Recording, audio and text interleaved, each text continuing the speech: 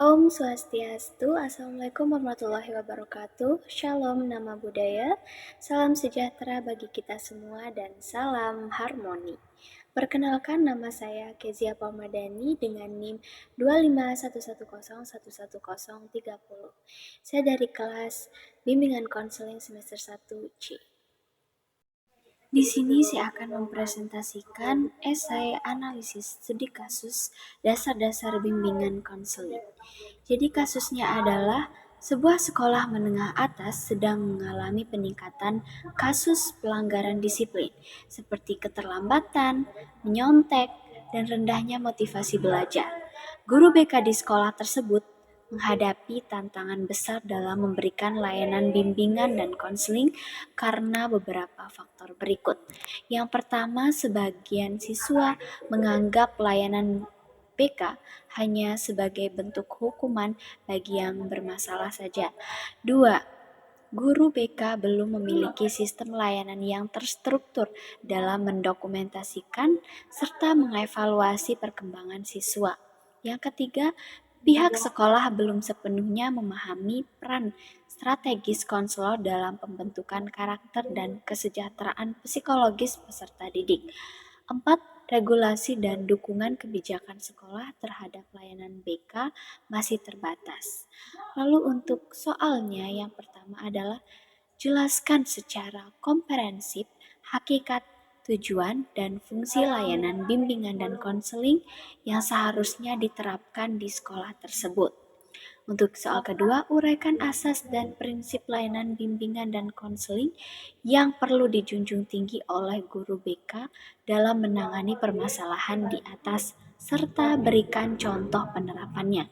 Soal ketiga, jelaskan dasar penyelenggaraan layanan bimbingan dan konseling di sekolah serta peran konselor dan dukungan kelembagaan yang dibutuhkan agar layanan dapat berjalan optimal. 4. Identifikasi problematika yang muncul dari kasus tersebut dari sisi peran, pendekatan, maupun pelaksanaan teknis layanan BK dan tawarkan solusi yang realistis.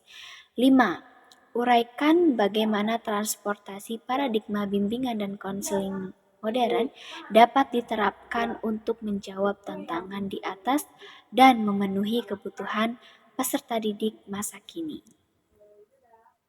Di sini saya akan memaparkan rangkuman analisis studi kasus dasar-dasar bimbingan dan konseling. Menurut pendapat saya, layanan bimbingan dan konseling di sekolah merupakan proses bantuan profesional yang bertujuan untuk membantu siswanya mengenali diri, mengatasi masalah, mengembangkan potensi, serta membentuk karakter yang positif. Sayangnya masih banyak nih tantangan yang dihadapi dalam implementasi layanan BK ini, seperti anggapan negatif bahwa BK hanya untuk siswa yang bermasalah, belum adanya sistem dokumentasi dan evaluasi yang terstruktur juga, termasuk adanya kurangnya pemahaman dan dukungan kebijakan dari pihak sekolah. Nah, jadi oleh karena itu guru BK ini perlu memegang teguh nih asas dan prinsip pelayanan BK. Menurut kasus ini, asas yang cocok adalah asas kerahasiaan, keterbukaan, kemandirian, tuturi handayani, serta asas kegiatan yang aktif dan proaktif. Selain itu, prinsip profesionalisme dalam penyusunan program pendekatan individual sesuai kebutuhan siswanya, serta kerjasama lintas pihak juga harus dijalankan. Jadi paradigma BK yang modern ini menekankan pendekatan yang menyeluruh, bukan hanya reaktifnya saja, melainkan juga bersifat preventif dan pengembangan. Guru BK ini didorong untuk memanfaatkan teknologi dalam dokumentasinya dan asesmen siswa, serta membangun kolaborasi erat dengan guru, kepala sekolah, dan orang tua. Nah, jadi layanan BK juga memerlukan dukungan yang struktural dari sekolah yang berupa kebijakan yang jelas. Terus alokasi waktu layanan yang memadai, ruangan khusus serta dukungan anggaran. Dengan transformasi paradigma ini, bimbingan konseling dapat menjadi bagian integral dari sistem pendidikan, mendukung perkembangan siswa yang secara akademiknya, sosial, emosional, dan karir, serta menciptakan lingkungan sekolah yang sehat, aman, dan berdaya tumbuh.